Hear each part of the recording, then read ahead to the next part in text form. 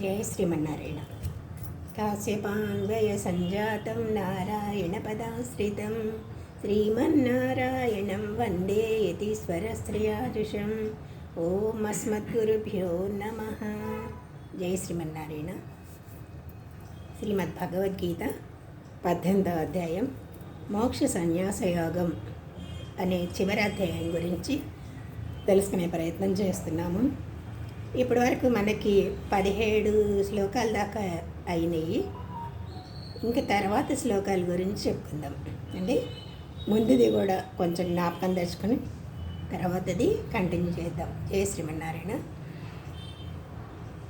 అర్జునుడు అసలు భగవంతుడిని ఏ విషయాలు తెలుసుకోవాలి అనుకున్నాడు, ఏ విషయాలకు సమాధానం కావాలి అర్జునుడికి, అది కూడా ఎలా అడిగాడంటే పరిపూర్ణ భక్తిభావంతో ఎంతో వినయంగా గురి దగ్గర ఒక శిష్యుడు ఎలా శ్రద్ధాభక్తితో అడగాలో అట్లా అడిగాడు. అలా అడగడమే పరిప్రశ్న అని మనకు తెలుసు. ఏ విషయాలు కావాలి అన్నాడు. ఏ విషయాలకు అర్థం కావాలి అంటే సన్యాసం త్యాగం అని చెప్తున్నావు, సన్యాసం త్యాగానికి అర్థం కావాలి అన్నాడు. అంటే ఈ భగవద్గీతలో ఏంటి, సన్యాసం అంటే సమస్తాన్ని వదిలిపెట్టేసి అడవులకు పోవడం అనేది చెప్పలేదు మనకి. ఏం చేయాలి అంటే కామ్యకర్మలని వదిలేయి, అదే సన్యాసం అన్నాడు. కామ్యకర్మలని అంటే ఏంటి, కోరికలతో చేసే కర్మలు. అంటే అది మనం కూడా చేయొచ్చు అనమాట, అంత ఈజీ అనమాట. నిష్కామ కర్మలని చేసేవాడు దాన్ని వదిలిపెట్టు. కామ్యకర్మలతో వదిలేవాడి అంటే కోరికలతో చేసే కర్మలు చేస్తూ ఉంటాడు, కానీ కోరికతో చేయడు అనమాట. అంటే అదే కావాలని కానీ, ఇంతే ఫలితం కావాలని కానీ, నేను ఇంత చేశానని కానీ ఏమీ ఆలోచించకుండా చేస్తాడు. అప్పుడే వాడు సన్యాసి అని అర్థం అన్నమాట. అయితే ఫలితాన్ని ఆశించకుండా చేస్తే, అన్ని ఏ కర్మ చేసినా ఫలితాన్ని ఆశించకుండా చేస్తే త్యాగి అన్నాడు, చెప్పాడు. అంటే ఫలితాన్ని ఆశిస్తే ఏమవుతుంది అంటే బంధం అవుతుంది. ఇది ఇక్కడ బంధిస్తుంది, కర్మ బంధం అవుతుంది. మళ్ళీ జనన మరణ చక్రాలు, పాప పుణ్య ఫలితాలు, ఆ తర్వాత ఇంకా వాడికి ఎలా ఉంటుంది అంటే టెన్షన్స్, ఆందోళనలు అన్నీ స్టార్ట్ అవుతాయి. ఎందుకు వాడు ఫలితాన్ని కోరుకున్నాడు కనుక ఇంత కావాలి అని డిసప్పాయింట్ అయిపోతాడు. దీంతో అందుకనే ఏమన్నాడు, ఫల త్యాగాన్ని కోరుకోమన్నాడు. ఫలితాన్ని వదిలే, అది దైవాధీనం. అయితే అప్పుడు వాడు ప్రశాంతంగా ఉంటాడు అనమాట. అందుకనే వాడిని త్యాగి అని చెప్పాడు ఇందులో అనమాట. అసలు కొంతమంది కర్మల్ని వదిలేయమంటే కర్మలను పూర్తిగా వదిలేస్తే పని చేయకుండా ఉండలేం కదా మనం. అలాగే మనకి చిత్తశుద్ధి అనేది ఎలా దొరుకుతుంది, నిష్కామ కర్మలు చేస్తేనే దొరుకుతుంది, కలుగుతుంది. అసలు మన దేహయాత్ర సాగాలన్నా కూడా దానికి ఏదో ఒక పని చేయాల్సిందే. అందుకని ఎలాంటి పనులు చేయమని చెప్పాడు భగవంతుడు అంటే తపో, యజ్ఞ, దానం, ఈ 3 కూడా. యజ్ఞాల గురించి అయితే మనకి 4th అధ్యాయంలో చెప్పాడు చాలానే. ఇవి మాత్రం వదలకూడదు అని మనకి ఈ అధ్యాయంలో స్పష్టంగా చెప్పాడు అన్నమాట భగవంతుడు. ఏంటవి, ఏం యజ్ఞాలు, ఏం పనులు చేయాలన్నాడు. తపో, దాన, యజ్ఞం అన్నారు అని. ఇవి త్యాగం అనేది 3 రకాలుగా ఉంటుంది. కానీ నేను నిశ్చయం చేసింది ఏంటి అంటే, ఎవరేం చెప్పినా నేనేం చెప్తున్నానంటే కర్మలని బొత్తిగా వదిలేయాలి అని కొంతమంది చెప్తున్నారు. తపో, యజ్ఞకి, దానాది కర్మలను వదలకూడదు అని కొంతమంది చెప్తున్నారు. కానీ నా నిశ్చయం విను అని త్యాగం ఎన్ని రకాలో 3 రకాలని చెప్పాడనమాట. నా త్యాగం తపో, యజ్ఞ, దానాది కర్మలని వదలకూడదు. కార్యమేవో వాటిని తప్పకుండా చేయాలి. మన క్రిందటి 17వ అధ్యాయంలో చెప్పుకున్నాం. తపస్సు అంటే ఏంటి, దానం అంటే ఏంటి, దానం ఎలాంటి వాడికి ఇవ్వాలి, అపాత్ర దానం చేయకూడదు, ఏ ప్రదేశంలో ఇవ్వాలి, ఎలా ఇవ్వాలి, దానిలో తామస దానం అంటే ఏంటి, రాజస దానం అంటే ఏంటి, ఇవన్నీ కూడా చెప్పుకున్నాం. ఫలితం ఆశించకుండా చేసే దానం సాత్విక దానం అని, రాజసదానం అంటే ఏంటి? దమ్మ అహంకారంతో నేను చేశానని నలుగురు చెప్పుకోవాలని చేసేది రాజసదానం అని. ఏదో విదిలించేసినట్టుగా ఇవ్వడం అనే దానం. మన ఇంట్లో పనికిరాని వస్తువులు, వాడు పనికిరాని వాడు అనే వస్తువులను ఇచ్చిన దానం అది తపోదానం అని ఇవన్నీ చెప్పుకున్నాం. అయితే భగవంతుడు ఏం చెప్తున్నాడు? పుణ్యకర్మలను ఎప్పుడు కూడా వదలకూడదు. పుణ్యకర్మలు తప్పకుండా చేయాలి. లోకల్లో కొంతమంది అంటారు పుణ్యకార్యాలు చేస్తే మరి మళ్ళీ జన్మకి వస్తుంది కదా, పుణ్యం అనుభవించడానికో పాపం అనుభవించాలి అంటే మళ్ళీ జన్మ తీసుకుంటాం కదా, వాటిని చెయ్యొద్దు అన్నారు. కానీ ఈ 3 కార్యాలు దీన్నే మళ్ళీ మళ్ళీ చెప్తాడు. యజ్ఞ తపో దాన అది పుణ్యకర్మాలు. ఇవి పుణ్యకార్యాలు. నిష్కామంగా ఆచరించు అంటే నిష్కామంగా ఆచరిస్తే అప్పుడు నీకు చిత్తశుద్ధి కలుగుతుంది. ఆ నిర్మలమైన మనసులో ఆత్మజ్ఞానం అనేది ఉదయిస్తుంది. ఆత్మజ్ఞానంతోనే మనకు మోక్షం కూడా లభిస్తుంది. ఈ ప్రకారంగా ఈ 3 కూడా మోక్షానికి కారణాలు అవుతున్నాయి అన్నమాట. అంటే జ్ఞానం అంటే యజ్ఞం అంటే ఏంటి? జ్ఞానయజ్ఞం అన్నమాట. జ్ఞానయజ్ఞం ఇదివరకు వివిధ యజ్ఞాలను గురించి 4వ అధ్యాయంలో మనకు చెప్పాడు. ఇంకా తన నిశ్చయాన్ని ఇలా చేయడమే కరెక్ట్, ఇంకెవరేం చెప్పినా అక్కర్లేదు అని దాన్ని ఏం చెప్తున్నాడు? ఎప్పుడైతే మనం ఈ ఫలితాన్ని వదిలేయండి అని ఎందుకంటే మాటికి చెప్తాడు. ఒక్కసారైనా మనకి బుర్రకెక్కుతుందేమో అని మాటికి చెప్తూనే ఉంటాడనమాట. ఇలా చేస్తే ఏమవుతుంది? నేను చేస్తున్నానన్న అభిమానంతో కానీ ఫలితాన్ని కోరుకుని కానీ చేస్తే ఏమవుతుందంటే ఆ కర్మ యొక్క పవిత్రత తగ్గిపోతుంది అన్నాడు. అందుకని దీనిలో కూడా దీనిలో కూడా 3 రకాలని చెప్తాడు. ఏంటది అంటే సాత్విక, రాజసిక, తామసిక త్యాగాలు అని చెప్పి త్యాగంలో 3 రకాలు చెప్పాడు. ఆ త్యాగం అంటే ఏంటంటే తామస త్యాగం ఫస్ట్ చెప్పాడు. తామస త్యాగం అంటే ఏంటి? కర్మలను వదిలేయడం. వేదశాస్త్రాల్లో ఏం చెప్పారో ఆ కర్మలను వదిలేయడం మంచిది కాదు. అలా అజ్ఞానంతో తెలియక అసలు వేదాలు ఉన్నాయని కానీ దాంట్లో ఇలా చెప్పారని కానీ ఏ విషయాలు తెలియకుండా అజ్ఞానంతో వదిలేస్తే అది తామస త్యాగం అని చెప్పాడు. అంటే ఇవన్నీ ఏంటంటే అసలు వాడికి తెలియదు అనమాట. ఇంకా రాజస త్యాగి ఏం చేస్తాడంటే చేయడం చాలా కష్టం తెలుసు, వాడికి చేస్తే మంచిదని, మోక్షానికి హేతువని కూడా తెలుసు. కానీ వాడికి ఏం చేస్తాడు? శరీరాన్ని కష్టపెట్టాలి అనే భయంతోనూ ఇది ఏమన్నా మళ్ళీ తర్వాత ఏమవుతుంది? కష్టపడి పనిచేస్తే దుఃఖమే కదా. అందుకని దాన్ని కర్మ చేయడమే కష్టం అని చెప్పి వదిలేసేవాడు, సోమరితనంతో వదిలేసేవాడు రాజసత్యాగి అని చెప్పాడు. అంటే వీడికి తెలుసు చెయ్యాలని తెలుసు, కానీ తామసత్యాగేమో తెలియక వదిలేశాడు. వీడికి తెలిసి చేయట్లేదన్నమాట. కార్యం కష్టమని తెలిసి సోమరితనంతో వదిలేయడం రాజసత్యాగం అన్నాడు. ఇంకా సాత్విక త్యాగం అంటే ఇక్కడ తామస త్యాగేమో శాస్త్రవిధి తెలియక చేస్తే తెలిసి ఆచరించడం కష్టమని దానిని రాజసయోగి వదిలేస్తే, సాత్వికుడు ఏం చేస్తాడు? కష్టమని తెలుసు కానీ కష్టాలకి జంకకుండా దానిలో ఫలితాలను వదిలేసి ఆచరిస్తాడు. అది సాత్విక పద్ధతి, అదే ఉత్తమ పద్ధతి అన్నమాట. ఇదే ఉత్తమ త్యాగం అని ఈ 9వ శ్లోకంలో చెప్పాడనమాట. అయితే అలాంటి వాడు ఎలా ఉంటాడు? ఈ సత్వగుణంలో ఉండి సాత్విక త్యాగి అనేవాడు ఎలా ఉంటాడు అంటే ఇంకా ద్వంద్వాలని వదిలేస్తాడు. ద్వంద్వాల్లో సమబుద్ధి కలిగి ఉంటాడు. ద్వంద్వాలంటే ఏంటి? కష్టం, నష్టం, సుఖం, దుఃఖం ఇవన్నీ ఆలోచించడు. శాస్త్రంలో చెప్పాడు కనుక చేస్తున్నాను అని సమబుద్ధితో ఉంటాడు. ఒకళ్ళని ద్వేషించడం కానీ మళ్ళీ ఇంకొకటి అసలు కోరిక కానీ ద్వేషం కానీ ఏమీ లేకుండా, శుభకర్మ అశుభకర్మ అని కూడా లేకుండా, కానీ తటస్థ భావంతో చేస్తాడు. కానీ ఈ అశుభకార్యం అని అంటే ఆచరించడు తెలుసు కనుక శుభకార్యాన్నే నిష్కామ కర్మతో ఆచరిస్తాడనమాట.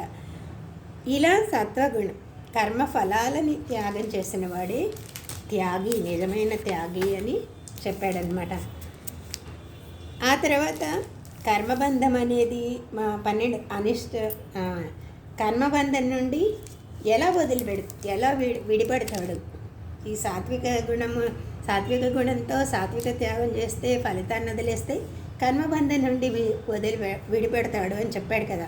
ఎలా విడిపడతాడు అని అంటే 12వ శ్లోకంలో చెప్తాడు. అనిష్టమిష్టం మిశ్రించ త్రివిధం కర్మణ ఫలమని. కర్మఫలితాలు కర్మబంధాన్ని కర్మబంధమే అన్నిటికీ హేతు అవుతుంది. ఏంది? మళ్ళీ జన్మలకి కారణమవుతుంది. కాబట్టి ఇష్టమైనా సరే, అది సుఖంగా ఉంటే ఆ కర్మ సుఖ ఫలితాలను ఇచ్చే, ఇష్ట ఫలితాలైనా స్వర్గాదులను ఇస్తుంది అనుకోండి అది. అలాగే నరకం నీచ జన్మలు ఇచ్చే దుఃఖరూపమైన అనిష్టఫలమైన మానవ జన్మ అనే సుఖ దుఃఖ మిశ్రమమైన ఏనా సరే ఫలాపేక్షతో కర్మలను చేసేవారికే కలుగుతుంది. కానీ ఫలితాలను వదిలితే ఇంకేముంది? వాళ్ళకి కాదు, ఫలాపేక్షతో చేసే వాళ్ళకే బంధం అవుతుంది. కానీ ఇలా వీళ్ళకి కాదనమాట అని చెప్పారనమాట. అందుకనే అక్కడ వాళ్ళకి జన్మాదులు, నరకం, స్వర్గం అని లోకాలతో ప్రసక్తే లేదు. సంసార చక్రం అనేది అస్సలే లేదు. ఇవన్నీ కూడా ఏంటంటే ఇది భగవంతుడికి కూడా ఇష్టమైంది. కాబట్టి ఈ కర్మలు నెరవేరడానికి ఏదైనా సరే ఇలాంటిదే చేయాలి అని చెప్పి, కర్మలు అసలు చేయడానికి ఎన్ని కారణాలు కావాలంటే 5 కారణాలు ఉన్నాయని చెప్పాడు. మన ఏ కర్మైనా జరగాలంటే 5 కారణాలు, 5 కలిస్తే కానీ చేయలేమన్నమాట అని 13వ దాంట్లో పశ్చేతాని మహాబాహు అని చెప్పి, ఏ కర్మైనా సరే పూర్తి కావాలి అంటే సాంఖ్యశాస్త్రంలో చెప్పారు ఈ 5 కారణాలని అన్నమాట. కర్మకాండలో అంటే కర్మయోగంలో చివర కూడా చెప్పారు, సాంఖ్యశాస్త్రంలో కూడా చెప్పారు. అసలు ఒక కర్మ అంటే జరగాలి అంటే 5 కారణాలు ఉండాలి అన్నాడు. ఏంటో 5 అని అంటే ఈ 5 కారణాలు ఏంటో 14వ దాంట్లో చెప్పాడు. ఏంటి అంటే ఏదైనా ఒక విషయం, ఒక పని జరగాలి అంటే శరీరం ఉండాలి. శరీరం లేకుండా చేస్తామా? చేయలేం కదా. అలాగే మనం చేసేవాళ్ళం ఉండాలి. అలాగే మనకుండే ఇంద్రియాలు ఉండాలి. అలాగే అవి చేసే రకరకాల క్రియలు, ఇంద్రియాలు రకరకాలుగా చేస్తాయి కదా. నోరంటే తింటుంది, కళ్ళంటే చూస్తాయి, చెవులంటే వింటాయి, ఇలాగే కదా రకరకాల క్రియలు చేస్తాయి కదా. ఇవన్నీ కాకుండా దైవం కూడా నడిపించాలి వీటన్నిటిని. కాబట్టి ఈ కర్మ జరగాలి అంటే ఈ 5 కారణాలు ఉండాలి.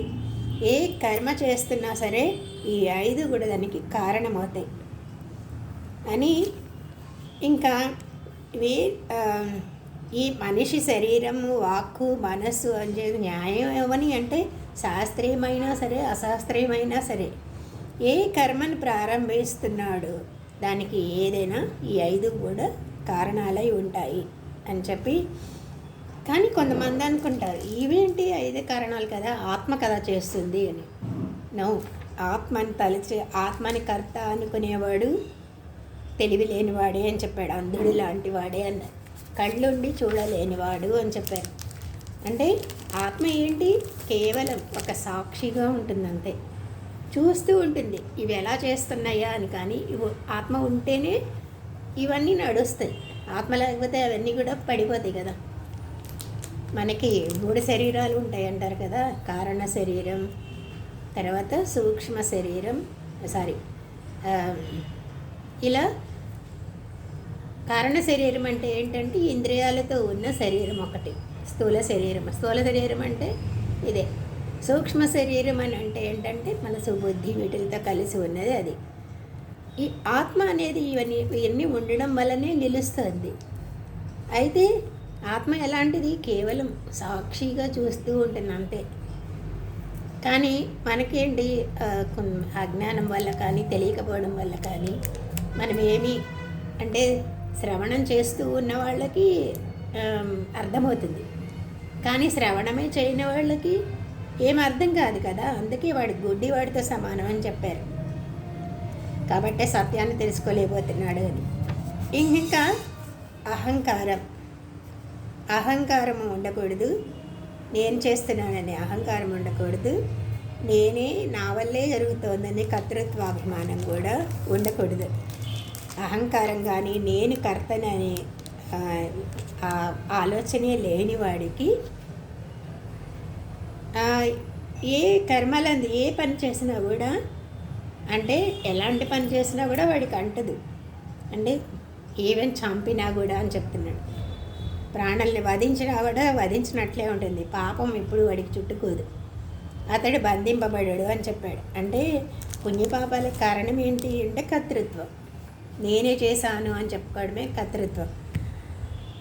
అందుకని జీవుడు ఏం చేస్తాడు అంటే, జీవుడు అనేవాడు ఏంటి, ఆత్మస్థానంలో ఉంటాడు.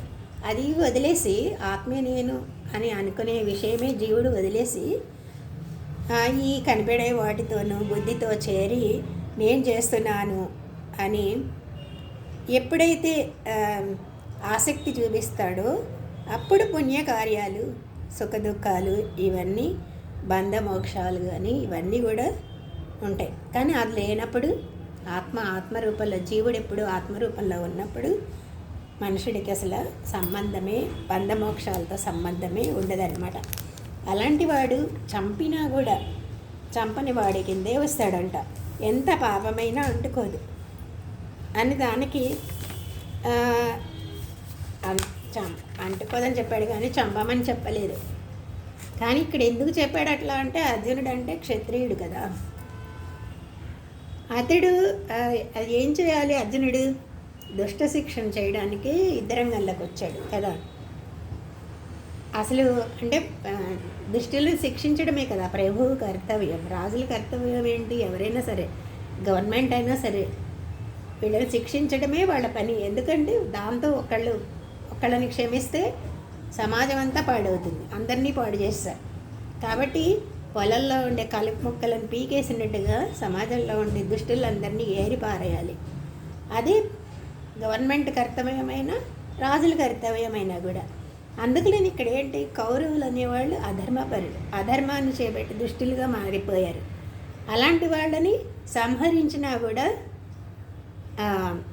సంహరించనట్టే అని భగవంతుడు అర్జునుడికి చెప్పాడు. అందుకని ఈ శ్లోకాల్లో ఇది ఏంటంటే, దుష్టులను కానీ ద్రోహులు, దేశద్రోహులు ఉంటారు కొంతమంది, వాళ్ళని కానీ వాళ్ళని వేసే శిక్ష అంటే ఉరి శిక్షలు వేస్తారు, ఇంకేవో అన్నీ ఉంటాయి కదా మన చట్ట ప్రకారం. అవి చేసిన పాపం అంటుకోదన్నమాట, అది ఆ పాపం వాళ్ళని బంధించదు అని చెప్పాడు. అందుకని ఈ శ్లోకంలో ఒక భావాన్ని మనం బాగా అర్థం చేసుకొని, చంపమంటే మన ఇష్టం వచ్చినట్టు చంపడం కాదు, దుష్టులని చంపినా పాపం కాదు అని చెప్పాడు. అందుకని మనం ఏం చేయాలి, ఎవరికి అసలు ఇంకో ప్రాణిని బాధ పెట్టకూడదు, నేను ఆత్మని అని ఉండి అసంగ బుద్ధితో పనులు చేస్తూ బంధ విముక్తుడు కా అని ఈ శ్లోకంలో చెప్పాడనమాట. నిన్న మనం ఇక్కడ వరకు చెప్పుకున్నాం కదా, 17 వరకు చెప్పుకున్నాం కదా.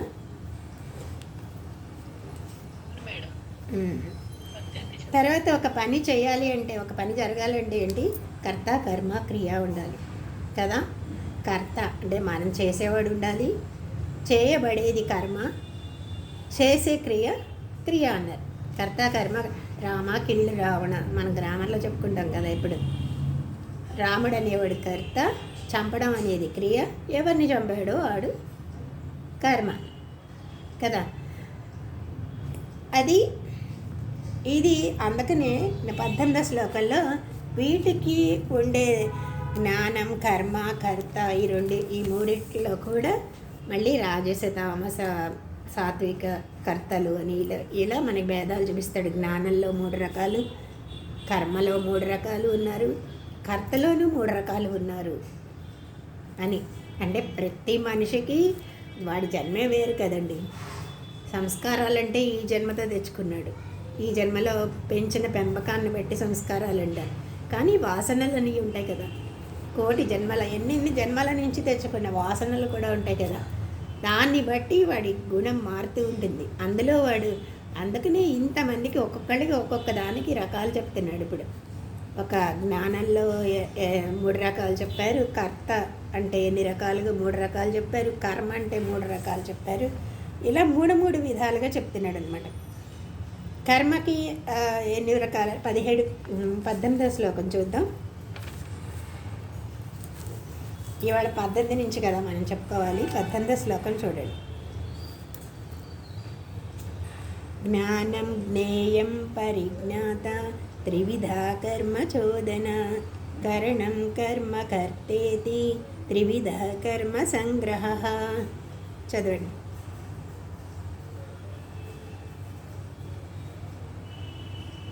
త్వరగా చదవండి.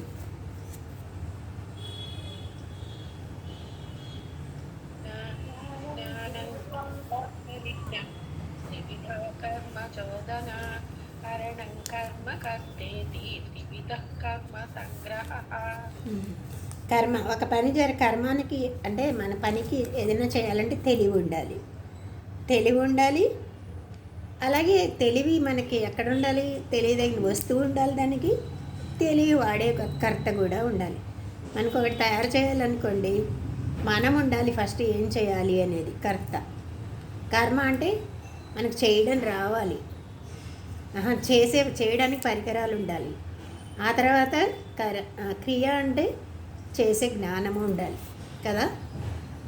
జ్ఞానం లేకుండా ఇప్పుడు వంట చేయాలనుకోండి, చేయడానికి మనం ఉండాలి, తర్వాత వస్తువులు ఉండాలి, వంట చేయడానికి కావాల్సిన వస్తువులు ఉండాలి, వంట ఎలా చేయాలో తెలిసి ఉండాలి.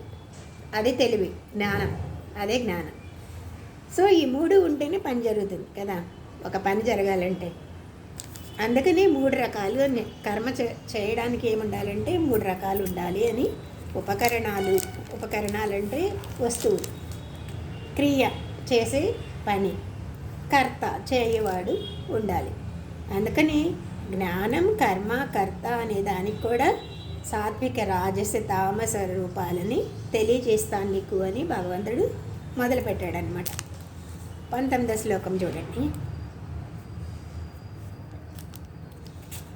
ఇది అర్థమైంది కదా. మనం కాఫీ చేసుకోవాలనుకోండి, మనకి కోరిక కలిగింది అంటే కర్త.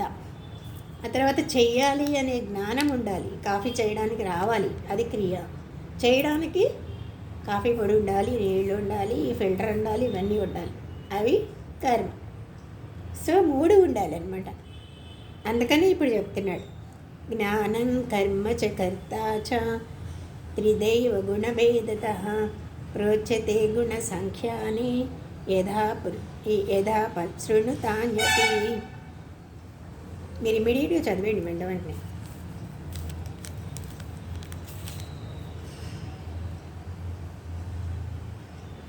కాళీమా,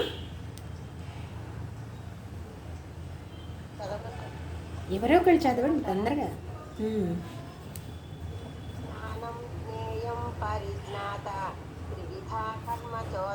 అది అయిపోయింది కదా, 19 చదవాలి. జ్ఞానం కర్మ చ కర్తా చ విదైవ గుణ భేదతః ప్రోచ్యతే గుణ సంఖ్యానే యథావత్ శృణుతాన్యపి. ఇక్కడ ఏంటి గుణ సంఖ్య అని అన్నాడు. అంటే గుణాలని విచారణ చేసేది ఎవరు అంటే సాంఖ్యశాస్త్రంలో చెప్తున్నాడు. జ్ఞానం కర్మచ కర్మని, కర్తాచ కర్తయని గుణభేదత అంటే ఆ గుణాల భేదాలను అనుసరించి త్రిధా ఏవ 3 రకాలుగా చెప్పబడుతున్నాయని. అంటే సాంఖ్యశాస్త్రంలో జ్ఞానం కర్మ కర్త అనేవి ఈ గుణాల యొక్క భేదాన్ని అనుసరించి 3 రకాలుగా చెప్పారనమాట జ్ఞానాన్ని. ఏ గుణాలని? సత్వాది గుణాలని, సత్వ రజోస్తమో గుణాలను బట్టి 3 రకాలుగా ఎలా చేస్తారో చెప్పాడు. ఎక్కడ చెప్పాడు? ఎక్కడున్నాయి ఈ 3 రకాలు? సాంఖ్యశాస్త్రంలో.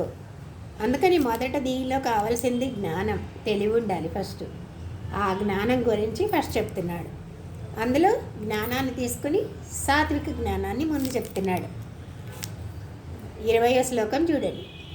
సర్వభూతేషు ఏనైకం భావమవ్యయమీక్షతే అవిభక్తం విభక్తేషు తజ్ఞానం విద్ధి సాత్వికం. 20. సర్వభూతేషు ఏనైకం భావమవ్యయమీక్షతే అవిభక్తం విభక్తేషు తజ్ఞానం విద్ధి సాత్వికం. విభక్తేషు అంటే వేరువేరుగా కనిపిస్తారు. సర్వభూతేషు అంటే చెట్టు వేరు, మనిషి వేరు, పశువు వేరు అని వేరువేరుగా ప్రాణికోట్లల్లో రకరకాలుగా కనిపిస్తూ ఉంటారు. ఏకం కానీ అన్నిట్లో ఉండేది ఏంటి? ఏకం. అవ్యయం. అవ్యయం అంటే నాశనరహితమైనది. భావం ఏంటది? ఆత్మ లేక భగవంతుడు అనుకోండి. ఏ జ్ఞానం చేత అవిభక్తం ఇది ఏకంగా ఉంది, విభక్తం కాదు అని ఎవరు చూస్తున్నారో, ఈక్షతే అంటే ఎవరు చూస్తున్నారో, తజ్ఞానం ఆ జ్ఞానాన్ని సాత్వికం విద్ధి అన్నారు. సాత్వికం అని చెప్పారనమాట. అంటే మామూలుగా ఏంటి, ఏమి తెలియని వాళ్ళకి ఈ ప్రపంచం ఏంటి, ఈ ప్రపంచంలో ఉన్న రకరకాల పదార్థాలు కానీ ప్రాణికోట్లు కానీ విడివిడిగా ఉన్నట్టుగా కనిపిస్తుంది, వేరువేరుగా ఉన్నట్లే కనిపిస్తుంది. కానీ జ్ఞానులకి ఎలా ఉంటుంది అంటే అంతా శరీరం వేరు, శరీరం పైన కప్పే శరీరం డిఫరెంట్గా కనిపిస్తుంది, కానీ లోపల ఉండే ఆత్మ అందరికీ ఒకటే అని జ్ఞానుల దృష్టికి కనిపిస్తుంది. ఆ జ్ఞానం అందుకని ఇది సాత్విక జ్ఞానం అన్నారు. సర్వభూతేషు అంటే అని చెప్పండి అంటే ఏంటి, భగవంతుడు సమస్త చరాచర ప్రాణికోట్లలో కూడా వ్యాపించి ఉన్నాడు అని చెప్తున్నారు. అందుకని ఎలాంటి వాడైనా సరే తనతో ఉండే భగవంతుడిని, తన వెనకాలన్న పరమాత్మను తెలుసుకొని తన యథార్థ రూపం అది కదా అని జ్ఞానం తరించడానికి అవకాశం ఉంటుందన్నమాట. అంటే ఒక అల ఉందనుకోండి, అల చిన్నదే, దానికి ఆధారమైన సముద్రాన్ని తలుచుకుంటే అది దానిలోనే లీనమైపోతుంది కదా. సముద్రం అంటే పెద్దది, అలాంటి చిన్నది లేస్తుంది, మళ్ళీ దానిలోనే కలిసిపోతుంది. ఇంకా అందుకని నా ఉనికి అంటే సముద్రం అంటే భగవంతుడు సముద్రం లాంటి వాడు అని తెలుసుకున్నప్పుడు ఎంత ధైర్యం వస్తుంది అంటే తన నిజ రూపం ఆత్మ అని తెలుసుకుంటే చాలు, తరించిపోతాడు అన్నమాట.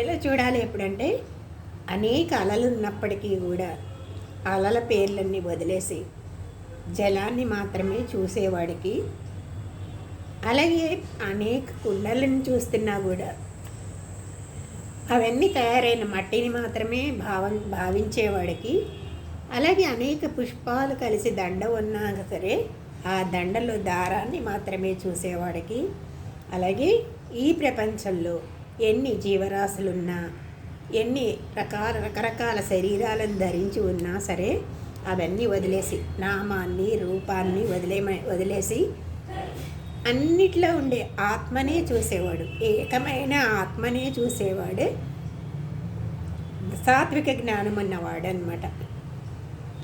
అంటే అనేకత్వంలో ఏకత్వం అంటారు, నాశనంలో అవినాశత్వం అంటారు. అవిభక్తంగా చూడడమే ఉత్తమ జ్ఞానం అని భావం. అందుకని ఇది సాత్విక జ్ఞానం అని చెప్పారు. అంటే ప్రపంచం అంటే ఎలా ఉంటుంది అంటే అనేక రూపాలు నామరూపాలతో ఉంటుంది అని, తర్వాత ఇప్పుడు కూడా ఒకప్పుడు పుడితే ఒకప్పుడు పోతాయి, నాశవంతంలే. తర్వాత విభాగాలతో కూడి ఉంటాయి. మనుష్య విభాగం వేరు, దేవతా విభాగం వేరు, జంతు పశు పక్ష్యాదుల విభాగాలు వేరు, ఇలా వేరువేరుగా ఉంటాయి. స్థావరాలు జంగమాలు అన్నీ మనం చెప్పుకుంటాం కదా. కానీ ఆత్మ అనేవాడు ఏకం, అవ్యయం, అవిభక్తం. ఈ జ్ఞానంలో ఇలా చూసేవాడికి జ్ఞానాల్లో కన్నా శ్రేష్టమైన జ్ఞానం అన్నమాట. అదే సాత్విక జ్ఞానం అని చెప్పాడు మనకి. ఇంకా ఇప్పటికీ కూడా చూడండి, ఇదే నిజమైన ఆధ్యాత్మిక విద్య. కానీ ఇప్పటికీ కూడా ఈ ఎంతంత ఎంతో జ్ఞానం కలిగిన వాళ్ళు కూడా ఉత్తమోత్తమ జ్ఞానం పొందిన ధన్యులు అంటారు వాళ్ళని. వాళ్ళు కూడా ఈ ప్రపంచంలో మేధా సంపన్నులు అంటారు. అలాగే వాళ్ళందరూ కూడా ఈ సర్వభూతాత్మ భావాన్ని, సర్వాత్మ జ్ఞానాన్ని ఇదంతా వదిలేసి మాట్లాడుతూ ఉంటారు కదా. ఇప్పటికీ కూడా మనం వింటున్నాం భగవంతుడు ఒక్కడే అని, నామం లేదని, రూపం లేదని, అన్ని పదార్థాల్లో ఉండేది భగవంతుడే అని తెలిసి కూడా నామరూపాలను ఇస్తూ, మతాలను వేరువేరుగా చెప్తూ ఇవన్నీ వాళ్ళు కాచి వడవలసినట్టు చదివిన వాళ్ళే, మేధా సంపన్నులే, జ్ఞానంలో ఉత్తమోత్తములే. కానీ ఎందుకు అలా మాట్లాడుతున్నారు అర్థమవుతుందా మనకి? ఒక నామాన్ని ఇచ్చి, రూపాన్ని ఇచ్చి, ఒక మతాన్ని ఇచ్చి, దానికోసం నా మతం గొప్పది, నీ మతం గొప్పదని, ద్వైతమని, అద్వైతమని, ఇవన్నీ భగవంతుడికి ఉంటాయా నిజంగా? అలాంటి వాళ్ళు అంటే నిజంగా జ్ఞానం లేని వాళ్ళే భగవద్ దృష్టిలో అంటారంట. కాబట్టి మనం భగవంతుడికి చెప్పిన ఈ సాత్విక జ్ఞానాన్ని అర్థం చేసుకుని జీవితాన్ని తరింపజేసుకోవాలి అన్నారు. ఎవరైతే ఆ లోకల్లో భిన్నత్వాన్ని చూస్తూ అందుకే అదే భిన్నత్వాన్ని చూస్తారో వాళ్ళకి ఏముంది? మళ్ళీ సంసారం, బంధం, మృత్యువే, జనన మరణాలు మళ్ళీ వస్తూనే ఉంటాయి. అందుకని ఏ ప్రపంచంలో ఎవరిని చూసినప్పటికీ కూడా దేహాన్ని చూడవద్దు. అలాగే గుణం పైన దృష్టి పెట్టకండి, లోపల ఉన్న ఆత్మపైనే దృష్టి పెట్టాలి.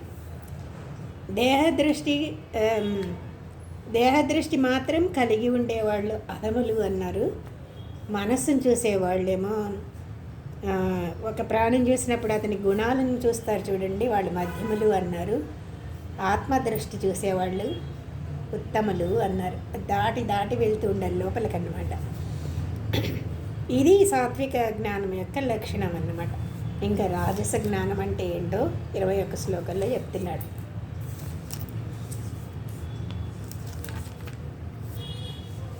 ఇది అర్థమైంది కదా ఈ శ్లోకం?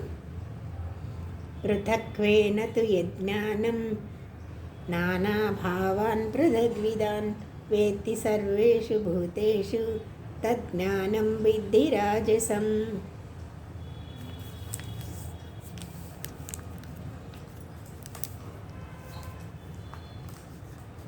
ఎవరు చదవరా? చదవకపోతే నేను ఆపేస్తాను ఇంత టైం. నేను చదువుతున్నా. చేస్తామన్నారు. పృథగ్వేన తు యజ్ఞానం నానాభావ పృథగ్విధాం వేత్తి సర్వేషు భూతేషు తజ్ఞానం విద్ధి రాజసం. అలాగే ఏ జ్ఞానాన్ని అంతటా సర్వేషు భూతేషు అంటే అన్ని ప్రాణులందు వేరువేరుగా చూసేవాళ్ళు. పృథక్ విధాన్ అంటే వేరు విధాలుగా, నానా భావాన్ అనేక పృథక్వేనతు అంటే విడివిడిగా చూసేవాళ్ళు అనమాట. వేరువేరుగా చూసి తెలుసుకుంటున్నారో అది జ్ఞానం అనేది రాజస జ్ఞానం అన్నాడు. అంటే ప్రపంచంలో ఎవరు చూసినా వీడు వేరు, వాళ్ళు వేరు అని అనేకత్వాన్ని చూస్తూ ఉంటారు. అది ఉత్తమ జ్ఞానం కాదు, అది రాజస జ్ఞానం అన్నమాట. అంటే ఒక వ్యక్తిని చూసినప్పుడు అతని గుణాలను చూస్తారు కానీ ఆత్మని కాదు. కనుకే వాళ్ళు వ్యక్తుల్లో భిన్నత్వాన్నే చూస్తున్నారు. ఇది రాజస జ్ఞానం. ఈ రాజస జ్ఞానం మనకి ప్రపంచంలో చాలా మందిలో కనిపిస్తూ ఉంటుంది. దానిని తొలగించుకొని సమదృష్టిని అలవాటు చేసుకోండి అన్నారు. అంటే దీనికి ఒక ఉదాహరణ ఒక దిండు ఉందనుకోండి, దిండుకు గల వేస్తాం కదా, ఆ గలేవిని చూడొద్దు, లోపల ఉన్న దూది పైన దృష్టి పెట్టండి. అంటే శరీరాలను చూడకండి, లోపల మనస్సుని, చిత్తాన్ని, అహంకారాన్ని దాటి లోపలికి వెళ్ళి నాలో ఉన్న ఆత్మే ఆయనలో ఉన్నదని ఆత్మను చూసేవాడు సాత్వికమైతే. ఇలా కదపాయి పైన చూసేవాడు, గుణాల వరకు మాత్రమే వెళ్ళగలిగినవాడు రాజస జ్ఞానం అన్నారు. ఇంకా తామస జ్ఞానం అంటే ఏంటి అంటే అంటే ఇప్పుడు ఏం చేస్తున్నాడు, ప్రపంచంలో అనేకత్వాన్ని చూస్తున్నాడు. వీడి మంచోడు, వీడి చెడ్డవాడు, వీడి గుణం ఇలాంటిది, వాడి గుణం ఇలాంటిదే, వీడి వేరు వాడు వేరు అని చూస్తే అది రాజస జ్ఞానం. ఇంక 22వ శ్లోకం చూడండి. తామస జ్ఞానం అంటే ఏంటో చూస్తాడు. ఎత్తు కృష్ణవదే కస్మిన్ వదే కార్యే సక్తమహేతుకం అత్తత్వార్థవదల్పం చ తత్తామసముదాహృతం. జై శ్రీమన్నారాయణ. చదవండి. ఎత్తు కృష్ణవదే చదువుతున్నారు. ఎత్తు కృష్ణవదేకస్మిన్ కార్యే సక్తమహైతుకం అతత్వార్థవదల్పంచ తత్తామస ఉదాహృతం.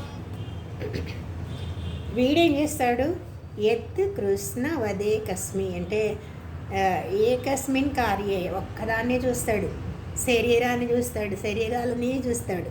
కృష్ణవత్ అంతా అదే అనుకుంటాడు, ఈ శరీరమే అంతా అనుకుంటాడు. అందువల్ల అతడికి తత్వాన్ని గురించి తెలియదు వాడికి. అందుకనే వాడికి అల్ప ఫలాలనే పొందుతాడు తామస జ్ఞానం వల్ల. అంటే తామస జ్ఞానం కలిగిన వాడు ఏం చేస్తాడు, ఒక వ్యక్తి యొక్క శరీరాన్ని మాత్రమే చూస్తాడు, శరీరాన్ని మాత్రమే చూస్తాడు. ఆ శరీరమే ఆత్మ అనుకుంటాడు, కానీ ఆత్మ అనే వస్తువు ఉందనే విషయమే వాడికి జ్ఞానం ఉండదు. రాజస జ్ఞానంలో కలిగిన వాడు ఏం చేస్తాడంటే లోపల గుణాలని మనస్సుని చూస్తాడు. రాజస గుణం వాడు కొంచెం లోపలికి వెళ్ళాడు, శరీరాన్ని దాటి. శరీరమే చూసేవాడు తామస జ్ఞానం అంటారు, చూస్తే అది తామస జ్ఞానం అంటారు. కానీ కొంచెం లోపలికి వెళ్ళి వాడి మనస్సుని గుణాలని చూస్తే అది రాజస జ్ఞానం అన్నారు. కానీ మనోభావాలని మాత్రమే చూస్తున్నాడు వాడు, మనస్సు వరకే వెళ్ళాడు. కానీ సాత్విక జ్ఞానం కలవాడేంటి, లోపల ఉండే అసలు ఇవన్నీ నిలబడడానికి కారణమైన ఆత్మ వరకు వెళ్తాడు.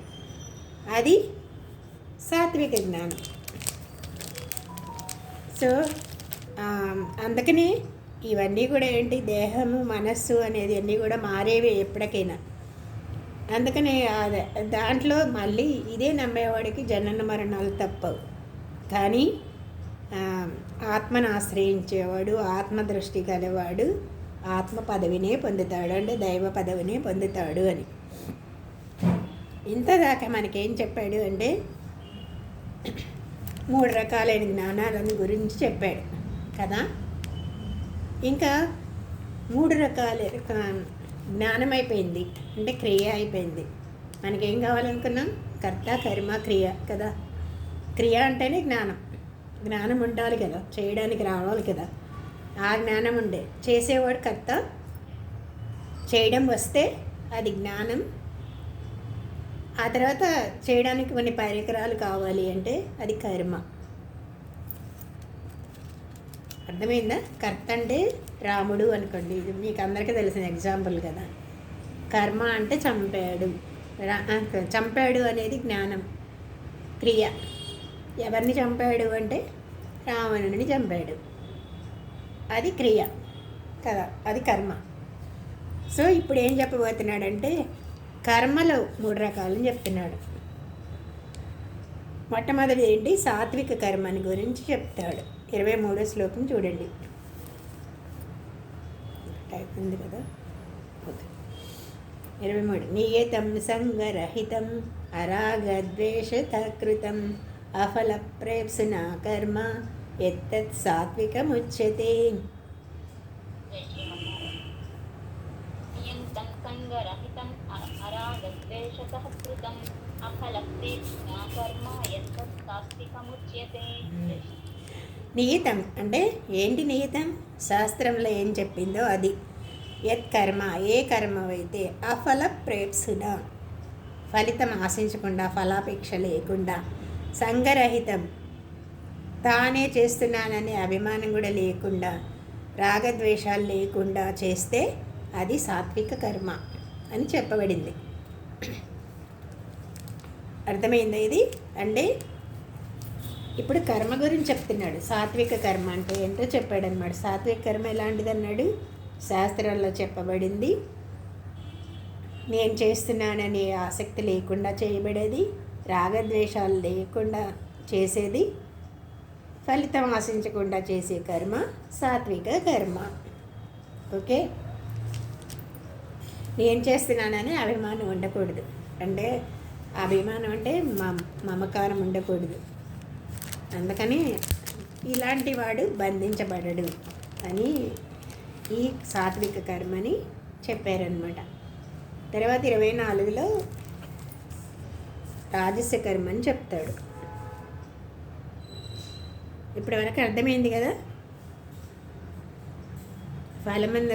ఫలితం మీద ఆశను వదిలిపెట్టేసి తనకి ఏం చేయాలని నిర్ణయించబడిందో తన వర్ణాశ్రమ ధర్మం ప్రకారం చేస్తూ కీర్తి కానీ అపకీర్తి కానీ ఏమీ ఆశించకుండా దేని మీద అనిష్టం అనేది లేకుండా చేసేది సాత్విక కర్మ అని చెప్పాడు.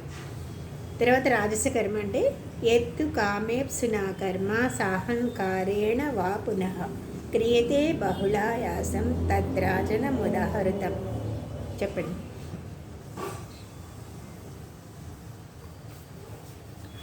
ఎత్తు కామేప్సునా కర్మ సాహంకారేణ వా పునః క్రియతే బహుళాయాసం తద్రాజసముదాహృతం. ఎప్పుడైనా ఏ పనైనా సరే ఎత్తు అంటే కామేప్సున అంటే ఫలితాన్ని ఆశించి కానీ, సాహంకారేణ నేనే చేస్తున్నాను అనే అహంకారంతో కానీ చేస్తే అది ఏమవుతుంది? బహుళాయాసం, చాలా కష్టం అనిపిస్తుంది. యత్కర్మతు అలా చేస్తుంటే అది రాజస కర్మ అన్నారు. ఏంటి పేరు రావాలి కనుక ఎంత ఆర్భాటంగా చేస్తాడనమాట. ఫలాపేక్షతో అహంకారంతో చేసే కర్మ రాజస కర్మ అంటారు. బహుళాయాసం అని చెప్తే ఏంటంటే చాలా చాలా కష్టమైన పని చేస్తూ ఉంటాడు అందరూ చెప్పుకోవాలని. దానివల్ల ఏమవుతుంది? ప్రయాస అని చెప్పాడు. అంటే బహుళాయాసం అది బంధ నివృత్తి కాదు. ఎందుకంటే అహంకారం ఫలాపేక్ష కలిసి ఉంది కనుక, దోషాలు ఉన్నాయి కనుక అది కష్టంతో కూడుకున్నది. కాబట్టి ఇది రాజస కర్మ అవుతుంది అని. అంటే ఏంటి? నేను చేస్తున్నాను అనే అహంకారమే బంధం అయిపోతుంది. కాబట్టి రాజస కర్మలకు పోకుండా సాత్విక కర్మలని నిష్కామ బుద్ధితో చేయండి అని చెప్పాడనమాట. తామస కర్మ ఏంటో చెప్తున్నాడు ఇప్పుడు 25. అనుబంధం క్షయం హింసాం అసవేక్ష్య చ పౌరుషం మోహాధారాభ్యతే కర్మ యత్తత్తామసముచ్యతే. ఇక్కడ ఏమని చదవండి. అనుబంధం క్షయం హింసాం అనవేక్ష్య చ పౌరుషం మోహాదారభ్యతే కర్మ యత్తత్తామసముచ్యతే. ముందు శ్లోకంలో ఏంటి? ఫలితం ఆశిస్తూ నేను కర్తని, ఈ కర్మ నేను చేస్తున్నాను, దీని ఫలితాన్ని నేనే అనుభవించాలి అని సంకల్పంతో ఎంత శ్రమకైనా ఓర్చుకుని చేస్తాడు రాజస కర్మ అన్నారు దాన్ని. ఇక్కడేమంటున్నారు?